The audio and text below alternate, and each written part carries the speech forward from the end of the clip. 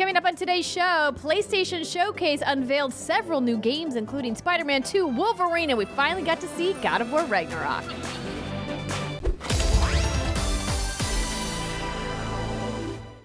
What's good, everybody, and welcome to another episode of the What's Good Games podcast, your source for video game news, commentary, analysis, and funny stuff every Friday. I'm Andrea Renee, joined by Miss Christine Steimer. Oh, hello. And Miss Brittany Brombacher. Oh, hello. We're glad that you guys are joining us for the show today. So we decided to tape on Thursday so we could include that fantastic PlayStation Showcase. And boy, oh boy, are we glad that we did. Yes. But it does mean that we're going to have a little bit of a speedy show for you today. Indeed. Since we have to, edit the show and get it all uploaded for you. So let's not waste time. Let's get right into it. Thank you to this month's Patreon producers, Chewy's Godson, Alex Rigopulos, Faris Attieh, Justin Foshee, Matthew Goderre, Punkdefied, and Trevor Starkey. As Brittany has mentioned on patreon.com/what'sgoodgames, and as we have said in the Facebook group, and on Patreon, on Twitter and on Discord, we're still working out the billing issues from August. Once again, if you need a refund, you need to please send us a message. You can either do that directly through Patreon, or you can, of course, email us at contact@what'sgoodgames.com, and we will do our best to get you squared away. Speaking of Patreon, welcome to our Patreon community. Caitlin Michelle, Pierre Young, Jim D, and Anthony Hin. And as a reminder, we have just a couple more days for Divine patrons to give me their answers for their t-shirt size and color for the month of May. And if you do not tell me what you want, I will give you a default color and size. And hopefully you'll be okay with that because I gave you lots of warning. Love you. Brittany, I hear we have some new podcast reviewers. We do. We have Texting Addict, Graytheran, and Maryland's Got Change, who says, "Love you ladies. You guys are awesome. My husband and I met y'all at PAX East 2019 and got the opportunity to get drunk with you guys. Congratulations, Steimer. Have fun abroad." I'm sure it was great getting drunk with you. Maryland's Got Change, and I hope you still have change. Yes. Love you. Like Andrea said, love you. Thank God that bottle was closed. We almost had just rolled a water bottle across my laptop. This is why you leave. Deal. And then you locked it. It went to sleep. This is why you have a cover on your keyboard like I do, just in case these accidents happen. Oh, and I just added a footer to the show notes. I'm all over the place, everybody. Less than H7. Let's go. That's the I don't even know what's going on there. All right. So we're not going to go over absolutely everything that was in the showcase because it was a lot. But boy, there's a lot of big announcements that we definitely have to cover. So, Britt, take it away. All right. Well, the big baby that we all love is God of War Ragnarok. So we finally got a gameplay trailer for this. It is confirmed to be called God of War Ragnarok. And unfortunately, I've only been able to see the trailer once. I'm assuming you too. It's the same thing. That is correct. Correct. Okay, yeah. But yeah, it's been essentially confirmed. We knew this was happening, that it's called Fimbulwinter is coming. And Ragnarok is coming, which means the world is going to come to an end and all the gods are going to die. And I'm assuming that's what Ragnarok is going to be exploring. Our boy Atreus is older now. He kind of has like that little teenage boy voice in him. And he seems like he's angsty and antsy as ever, feisty as ever. And him and Daddy Kratos are button heads, it looks like a little bit. Again, to be expected. We got to see Mimir. We got to see Brock and Sindri. And oh my God, it just looks so good. Like it's been a hot minute since I've seen a trailer that just it makes you grin the whole time because you know the quality to expect. They did not hold back on this trailer. I am so glad that we got to see so much gameplay because so many times, you get these trailers and they're just like CG scenes, which I mean are cool to look at. But like I was really hoping for a lot of gameplay and they did not disappoint. To me, that is a good indicator that hopefully this game is on track and we will be able to, get to play this game at some point in 2022. So pretty. It is so pretty. How do we feel about I was going to say, how do we feel about teen Atreus?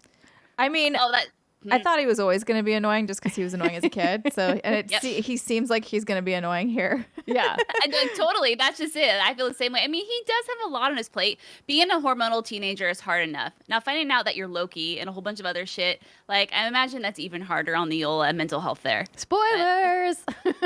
Hey. Yeah, if you haven't played God of War by this point, like he even says it in the trailer that he's Loki. So get on it. Oh yes, Freya, get it. Yes. Ugh. I'm ready. And I love this there's part. a lot. He says to Kratos something along the lines of, "Can you stop being a father and start being a general?" And then Kratos just like growls at him. He's like, "No," or whatever. Yeah, I said it like I was going through puberty. Just then. That sounds right. That sounds right. Yeah, but this looks beautiful. But yeah, I really love the dog sled action that's happening. It's all very wintry, so I'm excited to play this for sure. You get to see also Tyr, who is the Norse god of war, and he is bigger than Kratos. He's a big boy. Well, and we get to see like a tiny sliver of what we assume to be Thor. Yes. Right? So in the after show, they did confirm that that's Thor. They even said the actor who's playing him, but I've already forgotten his name. Sorry. But he's one of the actors from Sons of Anarchy, and they confirmed actually a decent amount in the after show. So they also talked about Cory Barlog is not the game director on this game. It is somebody else at Sony Santa Monica. I've also forgotten his name Eric immediately. Williams. Thank you. Thank you. All the names just fly right out of my head. Too many names, let's be real.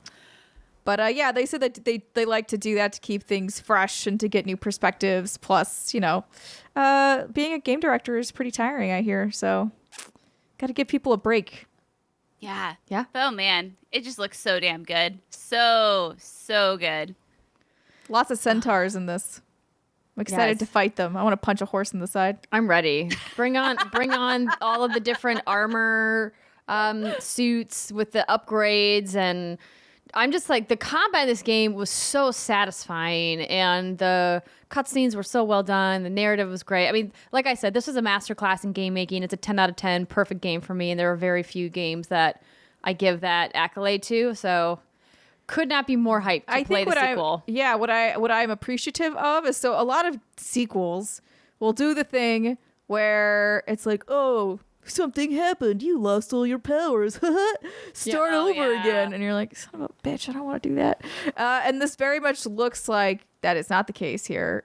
You see a lot of the things that Kratos acquires over the first game to still be relevant in this game, which is nice, and then it just feels like it's adding on top of it. So you see Atreus, for instance, on what you called a Patronus, some sort of a... It was like a deer, like spirit deer of some kind. Yeah, some sort of spirit That's deer. That's why I call projection. it a Patronus, because, Harry's Patronus is and deer. he's like riding it and bucking people in combat. I was like, that's cool. It's just like evolutions to what they could do before, and I think that that's a really smart and great way to handle it. So excited. Yeah. All right, moving on. And another surprise reveal. This one was huge. I did not see this one coming either. Insomniac has announced Spider-Man 2, continuing the story of Peter Parker and Miles Morales in the Spider-Verse, coming exclusively to PlayStation 5 in 2023. Venom was teased as at least one of the big bads, alongside Peter and Miles taking down criminals together. So we all had a hunch that Spider-Man 2 was in development after what we saw from Miles Morales, right? Spider-Man did so well for Sony and Insomniac. We knew that they were definitely making more. I just did not expect to see this much of it this soon. So they are just a machine. Yes, they are. And I know out. everyone was expecting Spider-Man 2, but after the trailer, but like 2 trailers before that was in the next story, Wolverine. And I think at that point, everyone was like, okay, well, maybe they're taking a little bit of a break from Spider-Man. Maybe not. Who knows what's going on at Insomniac. And so then when Spider-Man was shown, and then it's Venom, which I guess everyone really cares about. Here's the thing, ladies. I've said this so many times. I don't give a shit about Spider-Man in terms of, like, he's cool. I love to play the game. Wolverine, cool. He has sharp claws, get a manicure, whatever, go on with your bad self. But if Insomniac is making it, I'm going to play it. Like, they have proven to me that I don't have to have much interest in the core material itself, like the Spider-Man lore and whatnot, but they will make me interested, and I will really enjoy my time with it. So I'm just excited. Don't ask me any questions about Wolverine. I couldn't tell you anything. I know he once wore that yellow suit. I don't know if he still wears that. Yeah, I guess we're moving on to Wolverine then. Yeah, sure. Just completely glossing over Spider-Man 2. I'm like, this trailer is for Wolverine, not for the spiders. But yeah, the Wolverine trailer was pretty short and very much more conceptual than anything else. Right. So this is really, I mean, there's no dates on anything. It feels like this is more to just get it out there that they're making this game versus you should be expecting it anytime soon. I do not think that that is the case. But it was definitely cool because when they showed it, just sort of like a derelict bar. Lots of people are down on the ground. One guy gets up with a knife and you're just like, why? Clearly nothing went well for anybody else. So like, I don't know why you think you're different. And then the guy drinking at the bar just, flexes his fist and the claws come out. So it's Wolverine. So I was like, that's a really good way because I wasn't sure where it was going. I'm like, there's a number of heroes where they could be doing this. But given the movies, actually, I do like that it's sort of paying homage to that a little bit, how he's usually at a bar. Like he's usually there, so he likes to go drinking, that Wolverine. Yep. I mean, yeah. It was confirmed on the PlayStation blog that it's a standalone game. I don't think we really were questioning that, but if you're wondering, what is Wolverine or Spider-Man? Yeah, okay. Wolverine. Yeah. I know I skipped over Spider-Man, but going back to that, do you think it could be multiplayer? I'm hoping it's co-op. It's co-op because Peter and Miles together. Oh God, for me, I would only want to play Miles. I think Miles is way more fun to play than Peter, but I also hope, obviously, like they'll do maybe something a little more with it. But at the very least, I'm hoping for co-op. Please don't just let it be AI that you switch back and forth between, because that's another option they could do. Could not have co-op at all. But yeah, when they announced Miles Morales and they did the whole thing, I was like a little bummed that Peter was nowhere around in that game. So I'm really excited to see these two play off of each other more, because it was really fun when you would go to the rooftops and have Peter there via hologram or whatnot, and having Miles interact with him. They were really fun moments. Those two characters work really well together. So I'm excited to see more of that. And then obviously Venom is cool. He's a cool villain. Can't wait to see how it all shakes out. And I'm excited to just swing around even more. Yes, give me all the swinging all of the time. Yes. Yeah, I think that was a smart move. And I mean, Marvel just continuing with the hits gave us another extended look at Guardians of the Galaxy as well. So we got Wolverine, Spider-Man 2, and Guardians of the Galaxy all from Marvel at PlayStation's showcase today. So clearly solidifying their relationship with Sony, which I thought just was really a little interesting. bit. Which I thought was just interesting.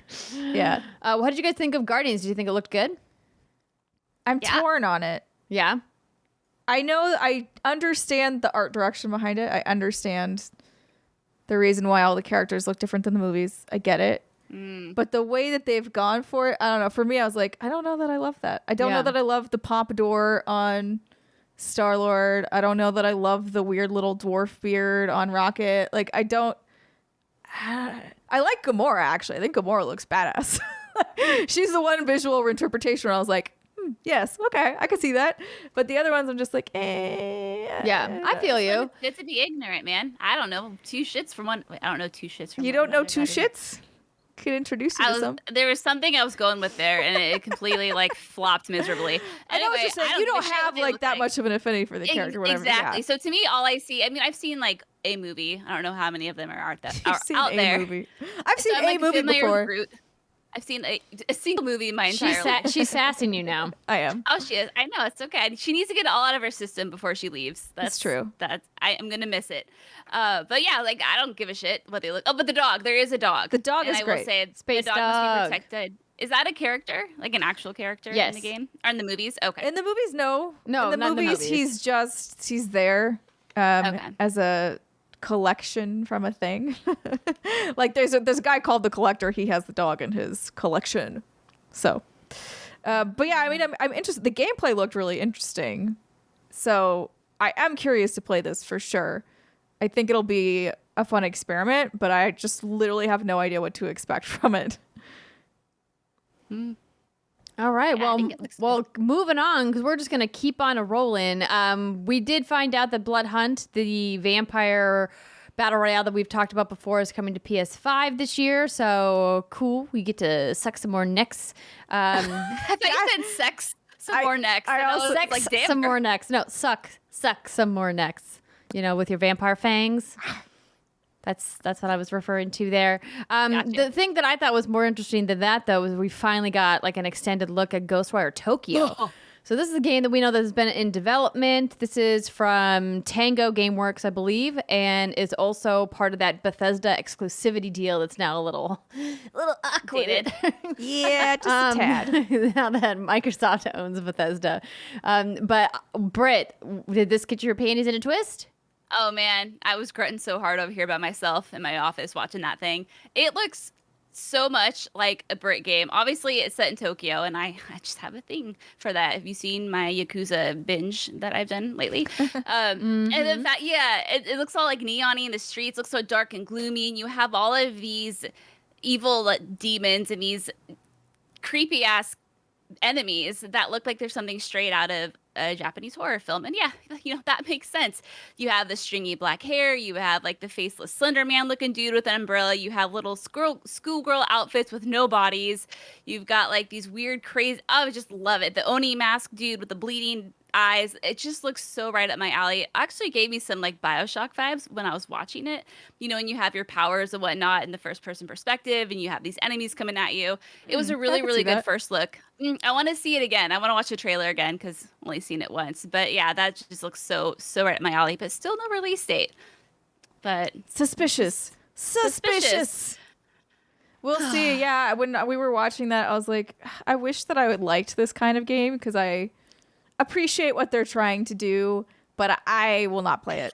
I'm not going to play it. Like I just have other things to do with my time, and that is being scared is not one of them. So no. I'm trying to find it in this giant PlayStation Showcase video, but just scrubbing, and it's not going well. I'm like, no, I don't want to watch the GTA 5 trailer again. Here, that was another thing that happened. Another GTA 5 coming to PlayStation 5.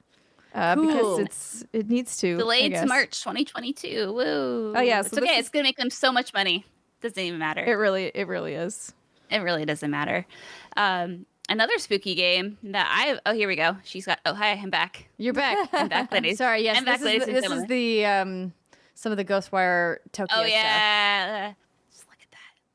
Look at those masks. Look at that creepy like cafeteria. All the chairs doing things chairs shouldn't do. Chairs don't float around like that on their own. I never would have been excited for this game before I met you, Brittany. I just want to let you know that. Are you excited now? Yeah, I actually had quite a good time with The Evil Within 2. I thought that game was a lot more exciting than I anticipated, and obviously it was still scary, but the combat mechanics in that game were great, and it had like a nice exploration element to it, and the story was just weird enough that it didn't lose me, but kept me hooked, wanting to kind of figure out like how it was going to end. And the scary encounters were sweaty, for sure. But they weren't so sweaty that I felt like I had to step away and not keep playing the game, which sometimes happens with horror games. I have to be like, nope, I'm good. I'm done. Thank you. Goodbye. Yeah. Yep. Goodbye. So. Yep. What about the Alan Wake remaster? So controversial opinion. No, I was just like, we had two quote unquote remakes, right? So we have GTA 5 for PlayStation 5. We have now Alan Wake, which is the first time that this game is coming to the PlayStation platform. And I was just like, Alan Wake does not look good. Like this, I just felt like the textures were really bad. Like it didn't look like, obviously they probably did do some stuff to it, but just visually, I was like, this kind of looks like you didn't do anything in this trailer. I mean, visuals of the trailer aside, I just am not interested. I just don't care about Alan Wake. Don't hate me, please, everyone listening. No, don't show hate. No, I actually have never played more than just a few minutes of Alan Wake. I tweeted about this, but the game came out right when I moved into my first place by myself, and I just wasn't interested in playing spooky games back then. What? I didn't have a game show. I know. Listen, it was scary being on my own for like a hot minute, and then I kind of got my bearings, and then I was fine. And then you were like, okay, we're good. But we're good, yeah. So this is obviously a remaster coming October 5th. It's something that people have been talking about a lot, and people have been always telling me that I need to play this. They're like, it's a classic. It's so good. And the last time I played a game like that, it was Deadly Premonition, which ended up being a fucking lovely, lovely little gem. I don't think Alan Wake is quite in that same. It's not as like Bizarroville as Deadly Premonition. Right, but because again, folks have been telling me to play it, I'm gonna give it a shot. It's October, so that's spooky time. It is That's spooky just time. Next Yeah, month. I played a few hours of it when it came out, but ultimately I was just like, I am too scared. I don't want to keep playing this. I don't like these kinds of games. I was really just giving it a shot to give it a shot, and I didn't mind like the bits that I was playing, but the battery pack constantly running out. I was like, nah, dog. I would be if this was real life, I would have batteries up the wazoo. I would just be stockpiling this shit. Oh, that's right. Yeah. Because it's a flashlight, right? Is that Yeah, what the it was? flashlight is basically what will scare away any of the darkness. The not very veiled metaphors at all. Yeah, Pretty on the nose. exactly. Fair. All right, moving right along. But before we get to that, this episode of What's Good Games is brought to you by HelloFresh. With HelloFresh, you get fresh, pre-measured ingredients and mouth-watering seasonal recipes delivered right to your door. Skip trips to the grocery store and count on HelloFresh to make the home cooking easy, fun, and affordable. And that's why, friends, it's America's #1 meal kit. HelloFresh offers 50 menu and market items to choose from every week, from vegetarian meals and calorie-smart choices to extra special gourmet options. That peppercorn beef is my favorite. Peppercorn steak, rather. There's something for everyone to enjoy, with recipes designed and tested by professional chefs and nutritional experts to ensure deliciousness and simplicity. You might even save yourself some bucks, because HelloFresh is over 30% cheaper than shopping at grocery stores, with pre-portioned ingredients that ensure you won't spend money on excess food that ends up going in the trash. HelloFresh offers the flexibility you need to easily customize your order on the app within minutes. Easily change your delivery day, food preferences, and plan size, or skip a week whenever you need to. So it's no surprise that Jason and I have a 3.5-month-old, and I know Andrea does too, so she can probably empathize. But cooking when you have a baby is hard. But thankfully, once in a while, our little kiddo will give us a few minutes of peace and quiet. And the other day, Jason was able to crank out 2 HelloFresh meals back to back, the Golden Schnitzel and the Barbecue Pork Sloppy Joes. Because it is real easy when you don't have to worry about buying the ingredients and doing all the prep work when it just comes to you as is. So now we have enough food for like 4 days, Andrea. It's great. It is great. So go to HelloFresh.com/whatsgood14 and use code whatsgood14 for up to 14 free meals, including free shipping. To try America's #1 meal kit, go to HelloFresh.com/whatsgood14 and use code whatsgood14 for up to 14 free meals, including free shipping.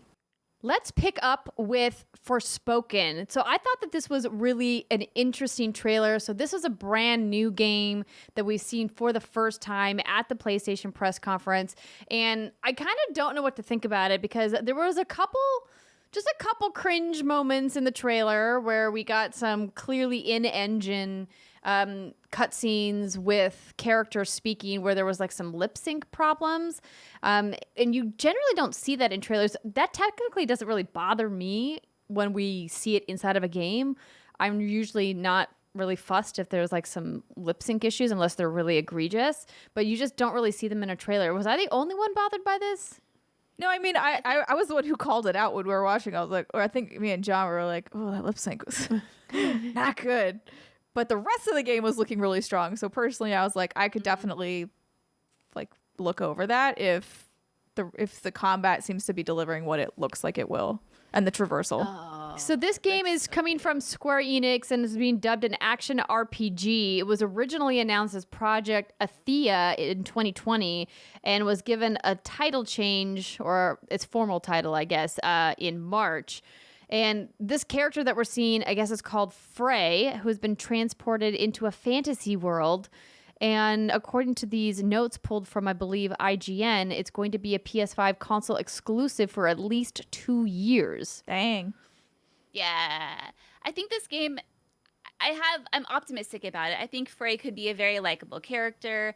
Obviously, the world is stunning, but what I like about her so far, and the writing seems to be good, is she has very like reasonable reactions to her environment. I remember the very first trailer, I think it was in March, where we got that official title.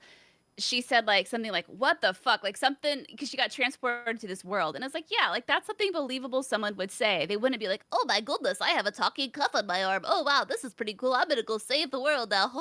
You know, she actually is like Mickey Mouse at the end. Yeah, exactly. Yeah, she has to bring some Disney magic to this fucking world she's in. Amazing. Yeah. Great. So I mean, I think she could be a really likable character, and obviously, it's always great to see women of color be in the main characters because like there's just not enough. And I think the little cuff friend could be a little fun sidekick there. He won't be Mimir, but it'll be a fun little cuff friend. True. Yeah, I think I think the combat looks so strong in this game, and the environment building and the traversal. Those are the things that are really selling me on it. Because I mean, the stories was like kind of not like, aside from just being plopped into a fantasy world where there is quote unquote a big bad. Like that's kind of all I got, right? So I'm like, the story is not doing it for me yet, but all those other three things are, and for me that's enough to really want to see where it's going. Yeah. Yeah. Yeah. I'm just sorry. I'm trying to queue up the B-roll for the next thing. Tiny Tina. Tiny Tina, indeed. Tina. Wonderlands. Makes me feel happy. Yeah, I thought it was. I like that they have the clever spin on the name, the Wonderlands instead of the Borderlands. Mm-hmm. Yeah, so we heard about this game earlier this year. This was it the spring or something, or was it around E3? I don't remember when this game was announced. But I was excited because I love Tiny Tina as a character. I've been a fan of Borderlands for a long time. This very clearly looks like Borderlands, though they're trying to say it's not Borderlands. I'm like, I mean, like it is and it isn't. Yes and no. RPG systems are different, and the clearly the enemies are different, and like it has a more fantasy, like traditional fantasy, I would say. Yeah, metal and magic is the thing they dubbed it as, and there's even like a cheeky line like, how could this be fantasy if there's guns in it? And Tina's basically like, shut up and grab your guns, bitch. Yes. Which I thought was funny because then basically just saying we'll make whatever kind of fantasy game we want to make. Which, as you should, because it's literally fantasy. It is made up. You can make up whatever you want. That's true. I agree. So this is coming March 2022, and I'm sure we will see more from that. And then Project Eve, we got a really long look at, and I completely forgot about this game.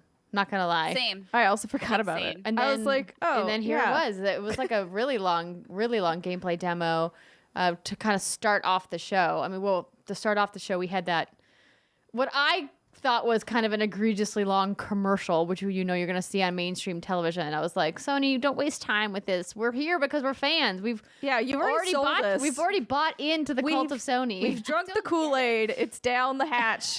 There's no going back. It's down the hatch. It's getting ready to exit our body because it's been in our body for so long. We're big fans. So I did not get that. What the hell was up with that chess game? What was... It wasn't a chess game. What do you mean? Wait, people were making they're making online, fun of it because it's just a commercial for PlayStation. Oh, no, I know it's not a real chess game, but I'm just saying, like, anyway, if I didn't know what it's a metaphor for something somebody thought was very clever on the directing side. That's it. It's not. But cool. No. Go on to your bad self. Anyway, we were talking about Project Eve. I forgot, again, like both of you just said, I forgot this game completely existed. But I was watching it, I'm like, man, I'm getting some, like, Bayonetta vibes. I'm getting almost some, like, Dead Space vibes with this.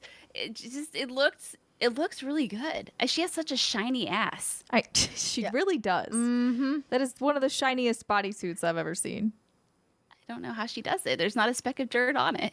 It's remarkable. You can fucking look at your reflection in that thing. It must just like repel dirt and to dust because So this was originally announced back in 2019, if you can remember back. I believe this was announced at the PlayStation Showcase at E3, if I remember correctly.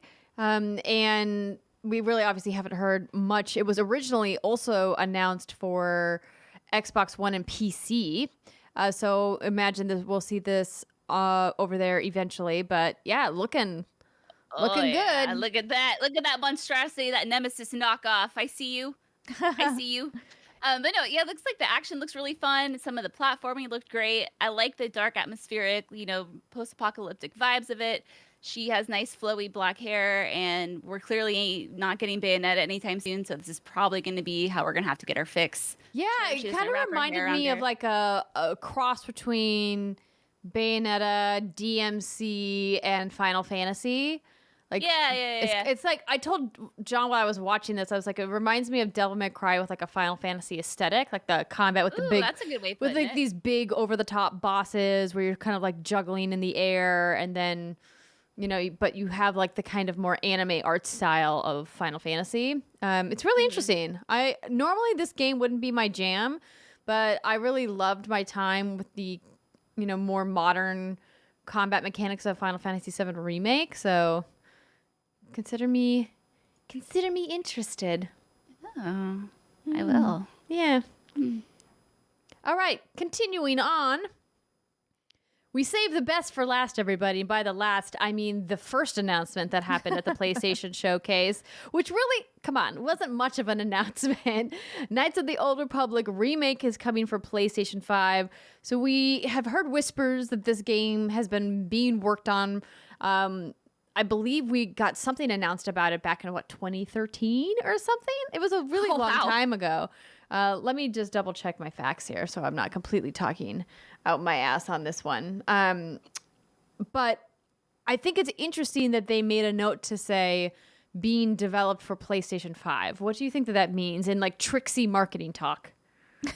In tricksy marketing, Because the platform holders love to do this shit. They love to be like, it's coming for Xbox One or Xbox Series X, and then it's secretly also coming to like Switch or PC or PlayStation, but they don't make it seem like that's the case. Do you think that this game is going to also be coming to other platforms? Do you think that BioWare and EA are like in with Sony and this is just going to be a PS5 Well, game? here we go. It will be coming to PlayStation 5 as a console exclusive at launch alongside a PC release, with other consoles possibly to be revealed at a later date. Okay. So it's slightly exclusive. But at least We they are not sure confirmed how long. PC, right? Because I think a lot of people were getting their panties bunched up online after the PS5 reveal was made, and people being like, "This better be coming to PC." I played it on a PC. I want to play it on a PC. And you're like, I'm a nerd that likes my PC. And wasn't this an Xbox exclusive back in the day? I liked it. Thanks. Whatever it was. I mean, I also play Anyway. games on my PC. Friends, don't get it twisted. Yeah, I mean, this does nothing for me, but I know I was it does excited things for for a it. lot of people. Yeah, that's what I'm saying. Like, I know you, but you played the MMO, right? yeah. So I've tried playing KOTOR, but it was only on the backwards compatible kind of shit that you could do with your Xbox, and it didn't work very well. And like sound would cut out, and it just wasn't like the best experience. So I only played, I think I actually played like 10 hours of it, and then I was like, I'm not like drawn to it anymore because it just feels kind of old and like it's not working the way that I want it to work. So I'm very excited to actually be able to experience this game with an updated visual and updated, that's really all they've confirmed is updated visual. But still, like whatever they're doing on it, I will be very happy to play this version and kind of get the experience of it. Yeah, and I think once I see more gameplay or more what it's about, I think I'll probably be hooked on it, like I was with a Jedi Fallen Order, right? That was the last one. Yeah. Yeah, same sort of thing. It's like the Insomniac games. It's like the other Star Wars games. I mean, it's I a usually have a good it's a time. BioWare, so you love the BioWare. I'm sure if there's banging. maybe I wonder if they'll bang. bring back any like the OG voice actors. That would be cool. Because one of the guys who plays, I think his name is Karth in that game. It's Caden. It's the same voice actor. Oh, okay, cool. Yeah. So I don't know if he'll be in this one, to be clear, but that's the original. That's what it was. All right on. I'm into it. Yeah. Into it. So I can't find an exact year for when these rumors began. I feel like these rumors have been circulating. They've just forever. been circulating for a long time. That's the most Everyone's scientific like, answer this I should can give happen. you. This should happen. This should happen. And then Pretty much. finally, 2021 said, "Here you go." Somebody pulled some money out of a hat somewhere and was like, I think the internet wants this thing. Yes. So for sure, Jennifer Hale is returning. Oh, That's nice. the only confirmation I can find. Yeah, that's great. Excellent. Wonderful. I love her. Well, that was quite a few announcements from the PlayStation Showcase, and I'm glad that we got some cool things to look forward to. Sony always bringing the goods. I was hoping to see a little bit more of Horizon Forbidden West, but we did get a gameplay trailer for that not too long ago, and hopefully we'll get to see an extended gameplay reveal, or maybe Sony will ask us to come play the game ahead of when it's out. Sony, if you're listening and you need people to play test Horizon, we'll make ourselves available. You've got Just two come people around. right I don't mind here. your trees. I don't mind. Yeah, I think that was kind of the interesting thing is there was a lot of potential for this. I think it was a great showcase, but Final Fantasy 16, there's the whole Blue Point acquisition rumor. There's the infamous rumor, like rumors, yes. But I think that was what was fun about this is the hype for this thing was very, very high. And for the most part, I think it delivered. And it's always fun when there's different possibilities. Like, where's the Naughty Dog online multiplayer game? When's that coming? Who knows? Who could say? Clearly, Sony still has so much more up their sleeve. So they could announce another, I feel like, showcase for next week, and we'd still be very, very excited about it. But please don't. You're not wrong, Brittany. You're not wrong. There are still rumors a-swirling about other things. Lots of rumors. Yeah. Well, why don't we talk about some video games then? How does that sound? As if we Sounds were great. continuing to talk about video games. I was going to add the Alan Wake remastered news to the list this week, but we already covered that, so Sure did. we're good to go there. This episode of What's Good Games is brought to you by Fixture S1. You guys may remember me talking about the Fixture S1 last year when it first came out and how much it changed my experience playing with the Nintendo Switch Pro controller. What's amazing about the Fixture S1 is that it allows you to use your Nintendo Switch Pro controller with your Switch in a very ergonomically comfortable position so that you don't have to worry about using that little kickstand and setting up your screen on another table. And you don't have to sacrifice the gameplay precision of the Pro controller in exchange for those little nubbins on the Joy-Cons. Now, don't get me wrong. I enjoy my time playing Animal Crossing with my Joy-Cons. It doesn't really require a lot of dexterity. But if you try playing a game like Hades or Celeste or any other game that requires a lot of fine motor control without a Pro controller, it can get a little frustrating. Enter in the Fixture S1. The Fixture S1 can be used to connect your Nintendo Switch to your Pro controller for portable play. It's designed to be exceptionally ergonomic by allowing you to balance the center of mass of the console directly over your hands. If you guys want to check out the Fixture S1, the easiest place to do that is to go to fixturegaming.com, where if you use our code WGG, you're going to get $5 off. Or if you're an Amazon user, you can find the Fixture over there as well. The Fixture S1 can stand on any flat surface in tabletop mode, ensuring stability and allowing for multiplayer gaming. And now you can even get their brand new carrying case to go along with your Fixture S1. You can get the carrying case on Amazon or at the Fixture Gaming website. If you guys want to try out a Fixture S1 for yourself, head on over to fixturegaming.com and to get $5 off your Fixture S1, use our code WGG at checkout or check them out on Amazon. The Fixture S1 really does make gaming with your Pro controller super easy, and if you have yet to try it, I highly recommend it. So you can check it out at fixturegaming.com. Hey, Brittany. Hey, Andrea. Did you hear that our friends over at Rooster Teeth have a new show?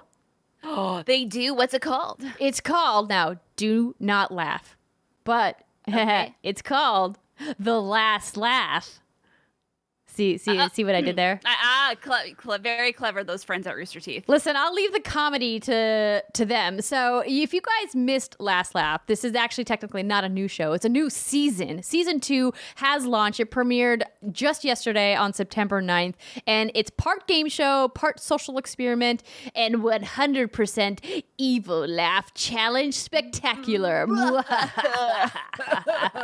See, they really just need to have us on the show because we have great evil laughs. Clearly.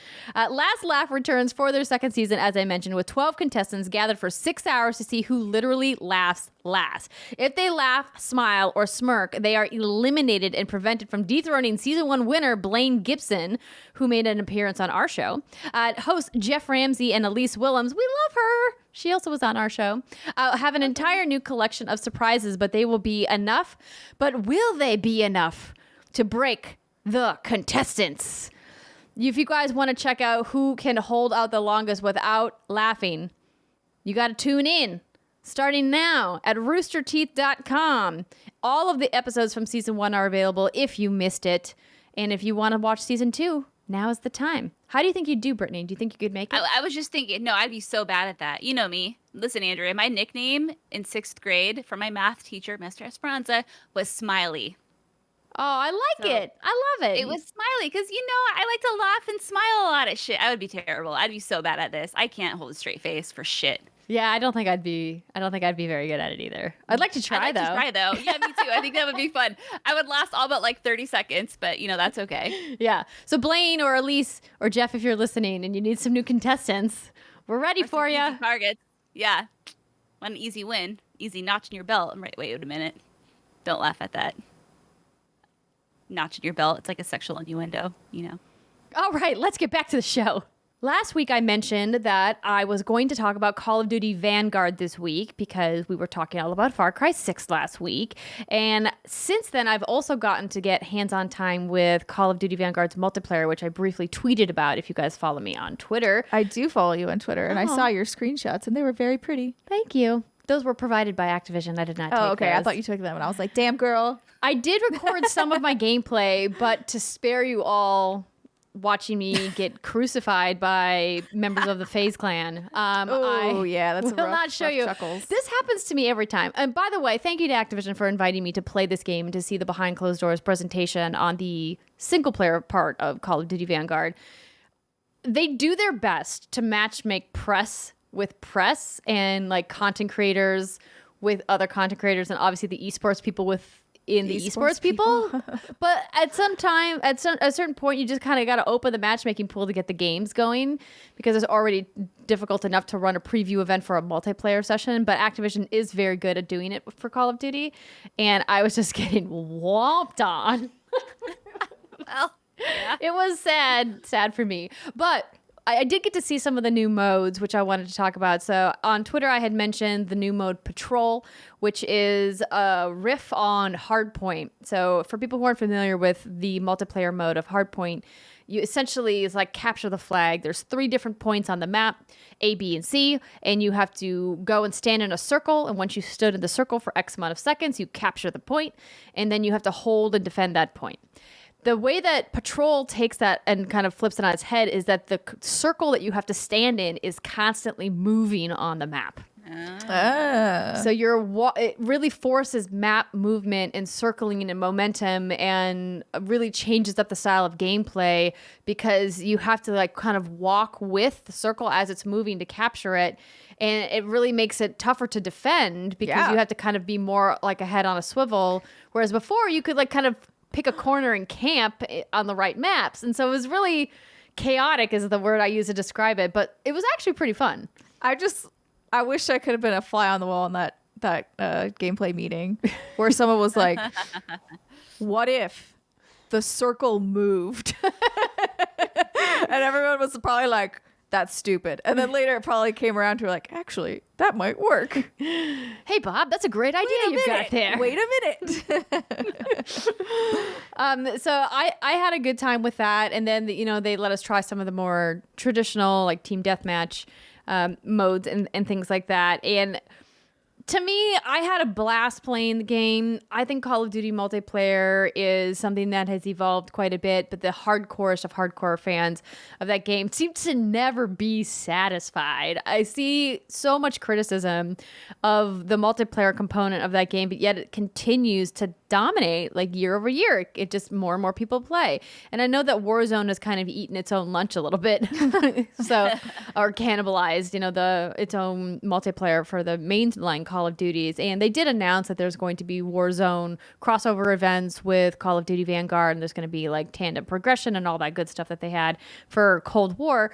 But I think that what is really kind of putting the community at odds with itself is that once again we're seeing a Call of Duty return to a older period of time where the guns fire differently and the types of weapons that you use are different, and like the movement is just obviously more grounded in realism than some of the more futuristic Call of Duties tend to be, and they tend to be a little bit more fast-paced, fluid, and what I think to be a little bit more fun to play. I'm not a history buff. Them going back to World War II doesn't really blow my skirt up, quite frankly. I think the story that they're going to tell and the narrative of the campaign is going to be really interesting, and I think is going to maybe give that time period the deference that it really deserves. But when Call of Duty World War II came out, I said the same thing that I'm going to repeat here, that there just feels to be something a little bit off about having a multiplayer set in such a somber time period in a war where so many millions of people lost their lives over some just really horrific things that happen. And I think that Call of Duty has shown that it can take some serious subject matter and handle it in their campaigns with the respect that it deserves. But it still just feels a little off to me to play that kind of stuff in a multiplayer setting where they're trying to be photorealistic and they're trying to have these weapons and these outfits and these classes that are trying to be true to the time period, but also make it fun. And so I think that to me as a player always has kind of sat a little off for me, and I'm not the only one. Clearly other people have thought that way too. Is that something in video games that either of you have problems with, or are you like, nah, it's fantasy is fantasy? I guess for me, it just depends on what the subject material is. Unfortunately, like when it comes to something like World War II, I feel like we've played so many video games about World War II that you kind of get desensitized to it and you forget that what you're playing is based off of an actual like horrific event that happened in our history not that long ago. So I guess like when it comes to like those war video games and like that, I guess I'm a little desensitized to it, which is a horrible thing to say, but it's just the honest truth. I think when it comes to more recent current events, I was thinking about this last night. I'm like, when are they going to start talking about like COVID in video games? Like, when is that going to start happening? Because it's going to happen, and when is it going to be too soon? But I don't know if it would ever be COVID exactly. I mean, because they've done disease and plagues and whatnot in games before, so it would just be. I mean, like a historical reference to it. Like it's like TLU 3. Yeah. Yeah, like TLU 3. Oh my God, COVID. We're all clickers now because of it. I don't know. Well, at least we're not clickers, but that's about the best we can say for us at this point. I think I'm with you, Britt, in that especially in the case of a lot of the older world wars, like it's just been covered so much, not only in video games but in a lot of media, where it doesn't bother me.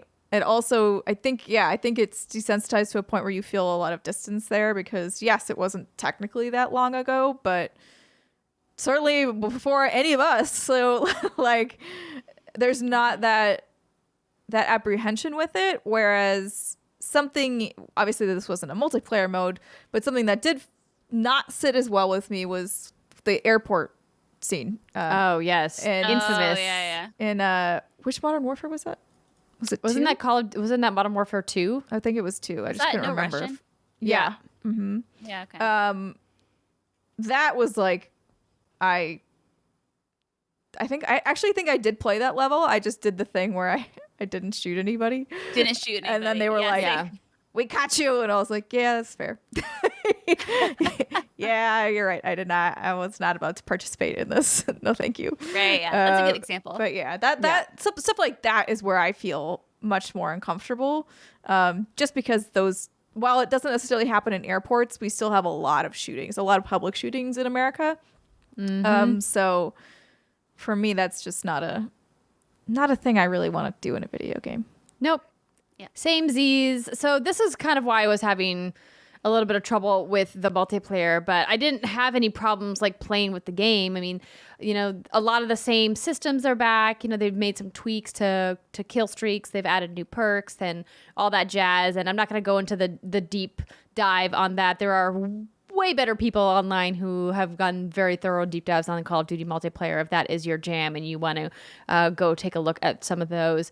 But I did want to quickly mention my time with the campaign. So I didn't get hands-on with the campaign like I got with the multiplayer, but I got to see a behind closed door presentation on it. But everybody now has seen the extended level that was debuted during opening night live from Call of Duty Vanguard, where Jeff had Laura Bailey on stage. Of course, she's the voice actress behind the female sniper in the game, and I think the campaign looks excellent. I am a little disappointed they didn't keep some of the cool, more RPG light. I mean, extra light, I should say, elements that we saw in Black Ops Cold War campaign, kind of the choose your own adventure elements that they had there. But I think what they're doing, trying to tell the story from the viewpoint of these different protagonists, I think is going to be an interesting narrative to follow. And it obviously feels like quintessential Call of Duty for the campaign, you know, these big set pieces and, you know, some more of these like very highly choreographed levels that you go through. And I'm excited to once again, you know, check out what they've been doing. And of course, you know, it's got some friends of ours who are writing the show. So shout out to Alexa and to Belinda and everybody else at the writing team over at Sledgehammer Games. So I'm looking forward to it. I think they're going to have a lot of steep competition this fall.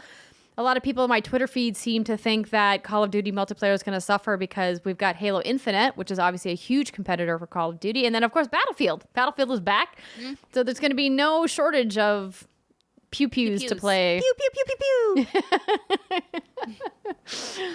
Do you guys think that Call of Duty is going to be able to keep its lead as the number one entertainment property in the world with the steep competition coming this fall?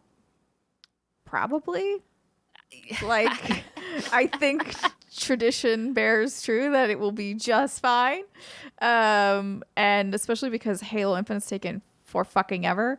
And I think the more attuned market could be a little bit more wary of that versus a Call of Duty, which is sort of a tried and true staple. Yeah, I think that's a good point. It comes out every year. You know what to expect more or less. And Halo's marketing up to this point has been kind of, you know, touch and go.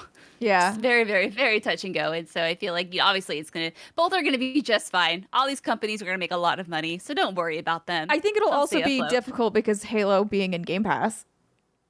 That's something I never thought about until you just mentioned it, about it being potentially a bigger play against Call of Duty because Call of Duty is not cheap. You have to buy it every year. You cost the money.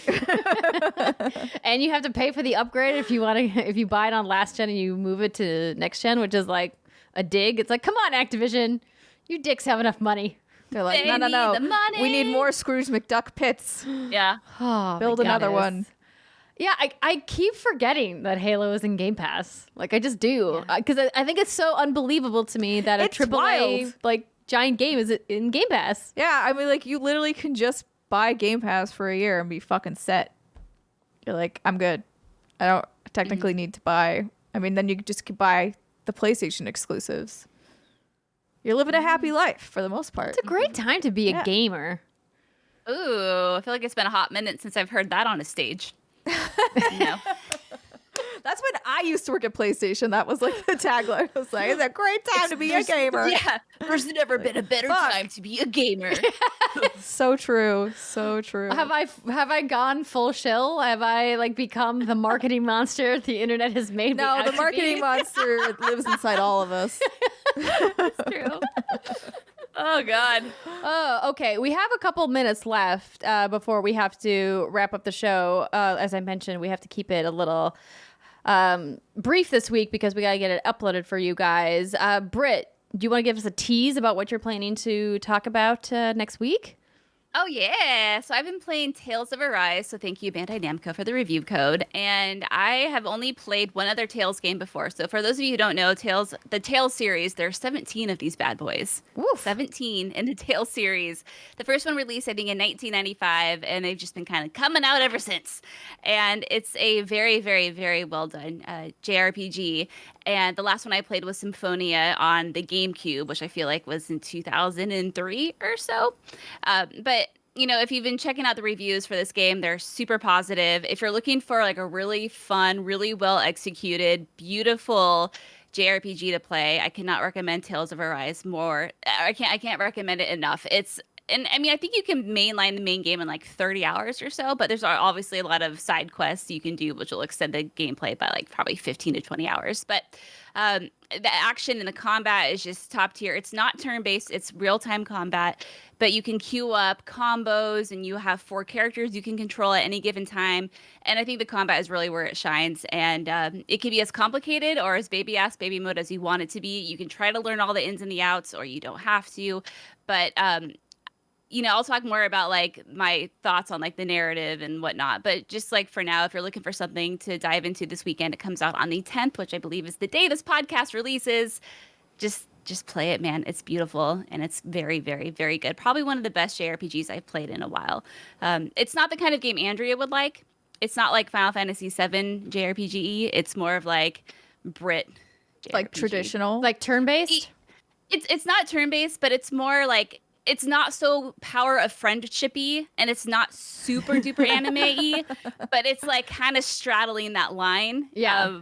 Yeah. Yeah, I've never gotten into the Tales of series. It's never been my thing. As folks who listen to the show know, the Super Japan games aren't typically my bag. But I've heard nothing but good things from fans of that franchise, so... It's really, really good. And I think it's going to go a long way to revitalize this series. Not that, it's 17 games. Like, they've been doing fine. Yeah, but I think this is really... They're doing okay. I they're think basically this is a full-grown adult. More people. Oh, yeah. They're steady. They got a solid 9 to 5. They got insurance, a good life. They're fine. But, yeah. Amazing. Well, I look forward to hearing more about Tales of next week. There's also... Life is Strange True Colors, which came out this week, which I'm hoping to be able to talk about next week. And I still need to spend some more time with Aliens Fire Team and Steimer. What's your progress on Psychonauts? Done. Finished it. Good girl. I was gonna ask actually, Brittany, how close or what happened with you in Psychonauts. Yeah. So my problem is Tales of happened, I guess. Yeah, did Tales happened? Okay. Ghost of Tsushima happened, and then I'm playing another game. Got it. All right. Well, yeah. I absolutely loved Psychonauts too. It was such a delight from start to finish. I really think they did such a phenomenal job with the cinematic direction of. So each of these levels that you go into is just so well thought out, beautifully crafted, also beautiful to look at. They're really, really vivid. And it's just such an imaginative game. Like the very ending sequence that you go through, the way that they would move the camera around or direct you as the player, I just thought was so brilliant. And the whole premise behind it and the way, like, also think the story was awesome. Even though I did not play the original Psychonauts, so I don't really have an attachment to any of these characters. I felt like they did a really good job with the writing of not making it so you were completely confused the whole time. Not only do they give you the quick setup in the beginning, throughout the way they'll kind of like toss you a bone and like explain things a little bit more along the way, so you're not. I never felt completely lost in this at all. I always felt like I knew where I was. I felt like maybe I would have gotten like a little bit more out of it if I had played the original, but not much. Like, I think that I still felt a decent attachment to a lot of these characters fairly quickly. And they did a really nice job of sealing that all together. But I really think this is something that everybody should play. If you have an Xbox and you have Game Pass, you absolutely should play it, because the way that they kind of dive into the psychology of the human mind, obviously that's the whole premise of the game, Psychonauts, you're jumping into people's minds, running around in there, I think was just super well done. And it's the thing where I think Brittany mentioned before, where you can either just take it as face value and it's a fun video game and you can run through and look at the pretty colors and the shinies and go through and collect shit and that's all you need to do. Or you can kind of sit there and have a think about it and what it might mean to you and whether or not you are harboring some negative feelings that you could be processing. So it's like a mini therapy session in a way, which I thought was really cool too.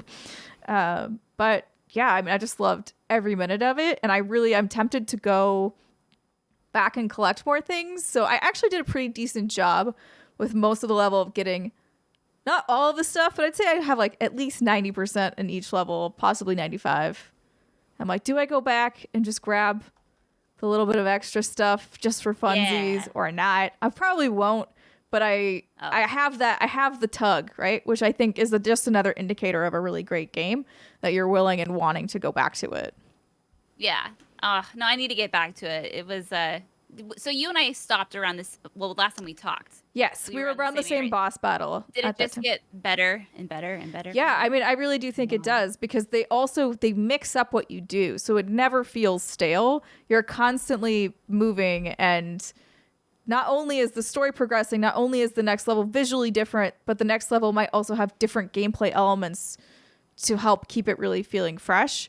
And that, I think, was what was really well done about it. The pacing felt really good to me. I would say, yeah, maybe the beginning is a little slow because they have a lot of setup to do. But once you kind of get into the groove of things, I think it's really well done. And the gameplay elements changing felt additive and not punitive, right? Yeah. So like, I'll give you a small example. There's a level with books in it, and at some point you will jump into the book. It will become a 2D level. Like, so they'll have things cool. like that where they'll mix it up that way. There was one area I was like, oh my God, I'm going to hate this. I really thought I was going to hate it. Essentially, it's like you are on a ball and balancing, and you're trying to platform with it. And I thought I was going to hate it. I was like, this sounds like a fucking nightmare. But I actually didn't. It worked out in the sense, I think I only fell off once or twice. Like, I never actually felt. I felt more anticipation of frustration than actual frustration. Okay, that makes sense. I was like, oh my God, I'm really gonna hate this. And then I went through. I was like, oh, actually, that wasn't that bad. You're like, JK. It actually controlled well enough to where I wasn't feeling like, man, fuck this game. Like, stupid ball keeps rolling. And that was actually interesting at a different point. So they introduced that mechanic and they bring it back again later. But the object that you are rolling on is not a circle. It's not a sphere. It's like more of an oval. And they tweaked the balancing of it. So it feels a little different than the ball, which I thought, I was like, that's cool. Like, you took the time to actually change this playable, instead of just making it visually different but still physically the same running. So I think they did such a great job. There's such attention to detail in every single level. I honestly don't know how they did it. Some of the things that happen in this game, I'm like, how did you think of this? How? What do you do smart all day? Like, I don't know. There's some smart people out there. It's really good at their jobs. I know. Yeah. It's crazy to see how talented that team is. And I'm very happy for them that they don't have to be maybe as worried in the long haul being an independent studio and now are cushy and owned by Microsoft. Like, yeah, I'm happy for them. It clearly did not do anything but good things for them. Psychonauts 2 is a great game. And you should all, like I said, you should go play it if you've got an Xbox. Yeah, I think it's great when a studio that has worked as hard as the folks at Double Fine have worked for as long as they've been working and really like scraping by at certain points in their development years, right? Like those Kickstarters years that like saved the company. Otherwise, it would have probably gone out of business. Yeah. Now, hopefully being able to flourish with their creativity, knowing that they don't have to like sweat like how they're going to cover their burn rate next month. Yep. I think that's awesome. Congrats to that whole team. Yeah. Well, I'm glad that you liked it. It's still on my list. But as Brittany can hopefully sympathize, that list feels like it's growing exponentially longer, much faster than it ever has in my previous game playing years. Yeah. Forgot Just about so that tired. Final Fantasy VII DLC that came out. Forgot about that. Yep. Whoops. Yeah, Intergrade. Yeah. Didn't play that either. I haven't played it. I play what I want to play, and I will play nothing else. Yeah. Good for you, girl. That's why I love you. At this point, I'm like, whatever. It's fine. I need to go back and finish Ratchet. I feel like I'm a little over halfway at this point. I haven't quite finished that one yet. Gotta go back. We gotta go back. It's a great time to be a gamer, everybody. God damn it, Andrea. Oh my God. I couldn't resist. And on that note, that is going to do it for our show for this week. Thanks for hanging out with us, everybody. Don't forget to visit us at patreon.com/what'sgoodgames. And next week is Steimer's last show. That's right. Oh, that reminds me. If you've made it this far in the podcast, please go to my Poshmark. It's K Steimer. I'm selling old clothes.